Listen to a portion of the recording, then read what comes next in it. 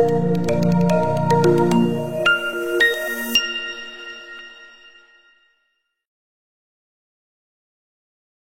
you want to click a picture properly, you have to look for these colors. Okay, so these colors are called as so if you see the color palette, there is a certain section of like a pie chart you can see here. These are analog colors. So analog colors में क्या होता है? Analog colors में आपको जो similar color tone रहता है, for example red के साथ brown जाएगा. If you see this frame, the frame in which I'm sitting, so you can see brown, yellow and certain amount of red over my face. So these are the similar colors which you have to look into while creating a frame. Then you have complementary colors. So complementary colors are equally opposite colors which go hand in hand. Yeah, in this slide you can clearly see that yellow goes with blue. So you have to look for these kind of colors. And there is third type which is split complementary colors. So you have to look for these colors in a single frame. So you have purple, you have green, you have yellow. If you rotate this triadic triangles, so you will get red, yellow, blues, then blues, greens and pinks. So you have to look for these colors. I'll be sharing these slides with you later in the evening. There is the fourth type which is monochromatic color. So when we do black and white editing or single color wala editing, in that you have to look for single color ka different shades. So in that you can see there is dark blue and which goes towards like a lighter. Then there is triadic colors. Triadic colors are equally divided into three different parts where orange, blue and greens, they go hand in hand. So whenever you are clicking pictures, for examples like a sunset or a picture which has landscape in it, or a portrait which has dual color lighting in it, so look for the lighting where there is green and orange, or there is red and blue. Then there is quadratic rectangle scheme. Quadratic rectangle scheme, you can see there are four colors. So I'm going to share these kind of color schemes with you so that it will be much easier for you to see while clicking and while doing the edits. So for example, if you don't get the colors exactly similar to these color schemes, you can later on manipulate them and change your colors in Snapseed, Photoshop or Lightroom. So this will be your reference chart to check what kind of colors we want to reproduce. So this is going to be the most important and essential part of photography and photo editing. You'll have to look for these colors specifically. The reason behind giving this set of rules is these colors are pleasing and psychologically the image looks better when a human sees it. So I'll share these images with you. Let's start with Snapseed first. I'm going to open MSI App Player. This is the new app which MSI has launched, and this app has feature to run all the Android applications in your computer. It uses your processor and your graphic card to run these things, and it runs flawlessly. It runs much better than my phone does. So yeah, I'll recommend this. Okay, so there's this app. It's called as MSI app. It's an emulator on which you can run the softwares which are designed for the phones. We are talking about Android phones. Now what we have done is there is this MSI app player. On that you can run Snapseed also. So what makes it better? Because you have a leverage of using a bigger screen and a mouse, so that you can do the corrections very precisely. You can see the colors on a bigger screen on your laptop or your PC machine ka screen. So yeah, let's start with that. So as you can see this image, it's a action photography genre wala image, where you can see the vehicle is crossing the river. What we have to do now to enhance the subject is our mode. Okay, so now my subject is the car and the water splash. I have to tone down the opacity or tone down the priority of the background and the foreground, so that my complete attention comes down to the image and the subject. So I'll explain you what all features this app has, what all tools this app has, and then we'll start the editing process. So the tools, they are located in the pen tool. If you can see in the right center of the screen, extreme right center to the screen, you can see the pen. So if you click it on the pen, it opens the editing wala menu. So in that you have these several tools which I'll explain you.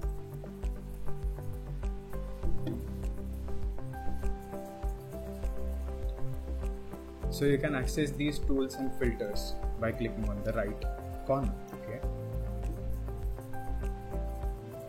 Now it depends that there's no certain way of doing the edits, but there is certain set of rules. Inside those rules you can play around whatever the way you want. Okay. Yeah. So now let's start with the tune image. In the tune image, you will see there are certain options. Yeah. If you scroll up and down, you can see the brightness of the image, contrast of the image, saturation, ambience, highlights, shadows, and warmth. What exactly these tools are, I'm going to explain you that so that it will be much easier for you to understand what has to be done. The brightness is the picture ka character in which you can apply that setting globally, and you can turn down the brightness of the image by swiping left and swiping right. Okay. Then there is contrast. Contrast is the definition of the difference between the highlights and shadows.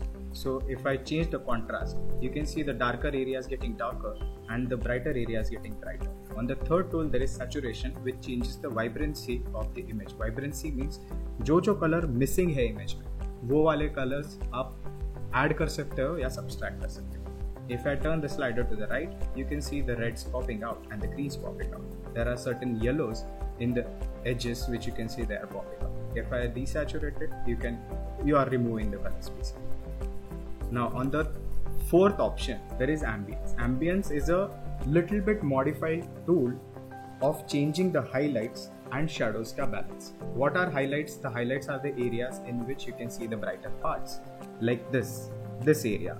Then you can see the sky ka reflection. Then you can see the bonnet pe jo sky ka reflection hai. So whatever areas which are bright, they are called as highlights. Whatever areas which have shadows or the darker areas, for example this area, then the area below the car, or the area a little bit behind in the grass. So these are the areas where the shadows are situated. Now what ambience tool does is it balances out them in a critical manner. I'll explain you. I'll just show it to you. So if you turn the slider towards right, you can see the highlighted parts are getting darkened and the shadowed parts are getting brightened. Okay, so if I turn the slider towards right, can you see this? There's a huge difference between the original image and the edited image. Can you see this? So this is what ambience does. If you turn down the ambience, it will add up more shadows and more highlights to the picture. You can see here there is darkness which have been added in the picture, and there are brighter parts which are in the water splash. The fourth tool is highlights. You can individually change the highlights of the picture. There is shadows ka tool also, which you can select it individually. This will just play with the shadows. It won't touch the highlights anymore. What difference amateur and professionals have is professionals do the color correction in the image to their subject, not with the background, and everything is to be done individually. You should not retouch your image globally. So when I say globally, आप आपकी image पूरा का पूरा image with a single tool use नहीं कर सकते हो. It looks odd. The image becomes flatter, the shadows don't pop out, and the image doesn't look enticing as much. Now to do that, we're going to use layers in Snapseed. So whatever I have done, those corrections, we have to paint those corrections selectively on the subject and certain areas of the background. So what I'm going to do is I'm going to go to the top right corner where you can you see the cursor, guys? So there is a button which says layers. So if I click on it, you can go to view edits option. This button, then go to view edits, then it will show whatever you have done in the tune image section. So whatever filters you put, whatever corrections you do, you can see the lineup, and it will come as a stack wise. Okay, so if you go to tune image mein there is option to delete that layer. Whatever you have done, you can delete that, and you can reset the image, then you can tune it again. So whatever editing, whatever values you have put, you can change that. And then there is very important option which says brush. Okay, so you can paint your settings. Now how to paint your settings? Whatever settings which you have done, you can paint them individually. How do you do that? So if I click on this, it will open the image which was below, like the previous image it will open. Now I have to paint whatever settings I have put it in the previous set, that you can paint it manually. To paint it manually, from here, if you swipe, if you see this tune image, it says increase and decrease. So this is your brush ka opacity. Okay, so I'm gonna put it on 100, zoom out this image a little bit so that my brush size becomes appropriate, and then I'm gonna paint it on the areas which are near to the car and on the car little bit below, because we corrected shadows here and we played with the highlights. So I'll have to paint the water splash also. Yeah, and what I'm going to do is so take a note of this. Okay, what I did was I placed 100% of the brush value on the subject and the areas around the subject. Now what I'm going to do is I'm going to change the brush opacity to 50% to make it a gradient flow of my settings. So it should not look abrupt that we have painted this image. Okay, so I'm just clicking and dragging the mouse so that the settings which we applied, 50% of those settings will be applied on the area which I'm painting right now. Okay, and little bit on the foreground. So, and this is it. So you can see the difference. So this was my original image and this is the edited.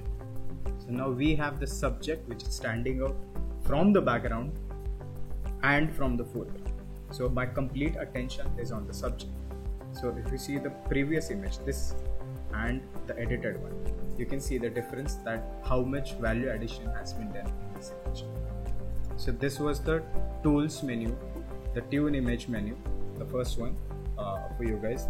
This is how you can edit the images and make them pop out in a matter of minutes.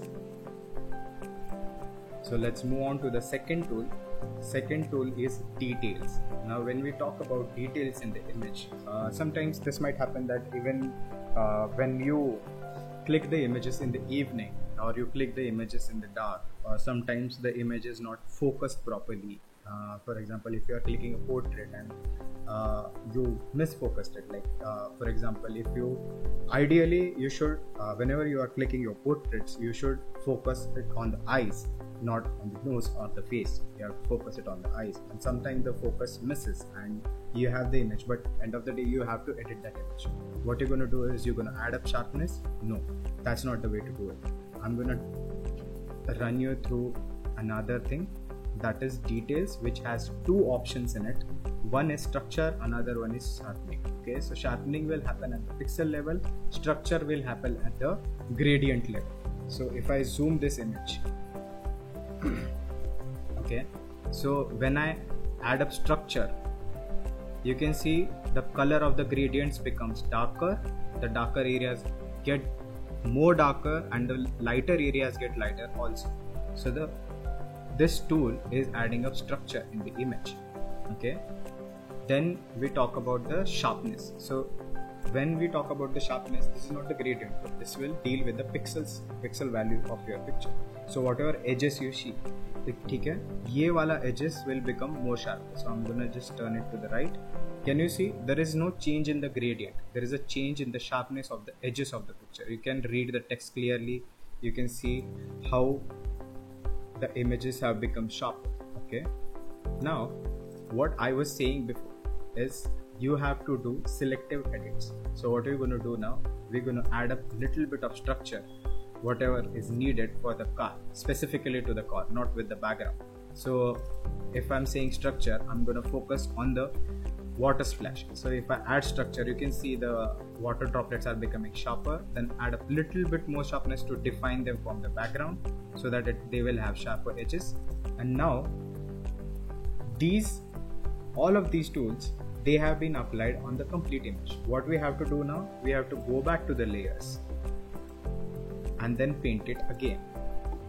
So just don't forget the process. You have to click it on the layers may say tools may say view edits में जाके details. Now what I have to do is I have to paint it again. So when I say paint it again, it will again come down to the previous value. I will add up to 100% of the opacity and then start painting on the areas which are necessary.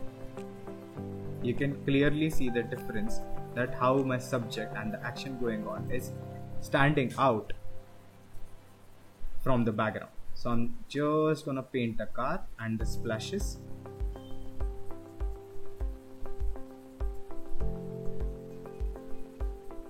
Can you imagine this kind of edit is possible on a Snapseed? It's a free app. It's free to install. You have it on your every Android phone. And this is amazing. I mean, you can see the difference. If I just finalize this edit, go back and show you the original image, you can clearly see the difference, how my subject is standing out from the background. You don't need to have a DSLR or a pro grade phone to click better images or to make better edits. So now let's discuss about the third tool. Third tool is curves. So when we talk about curves, you have this curve which has, okay, so the curves are basically, it's a histogram, place it in the diagonal manner. The areas which you see on the left hand side, they are the dark areas. The centered areas are the midtones, and the areas on the top right are the highlights. So if you change this bar, you can move this bar. Can you imagine? Okay, see this. You can move this bar, you can move this graph. So you can create a curve from it and then play with your highlights ka values, midtone ka values, and shadows ka values. So what I'm gonna do is I'm gonna put my locking points. Okay, I'm gonna divide this whole line into 3 different sections. Okay, so one will be the midtones, which will come in the center. This will be the shadows wala area, and this will be the highlights wala area. Okay, so if I place these 3 points here, I can move them up and down. So if you see the image, I'm only modifying the highlights of this image. Okay, can you see the difference? Yeah. So I'm gonna pop the highlights a bit so that my splash is visible, and I'm gonna darken the areas which are not necessary. Okay, and then I'm gonna pop the midtones a bit. There is the last option. Can you see this? This is the darkest area. So I'm gonna brighten it up a little bit so that the image doesn't look way too contrasty and it looks a little normal. This will give it a film wala look. Can you see the difference?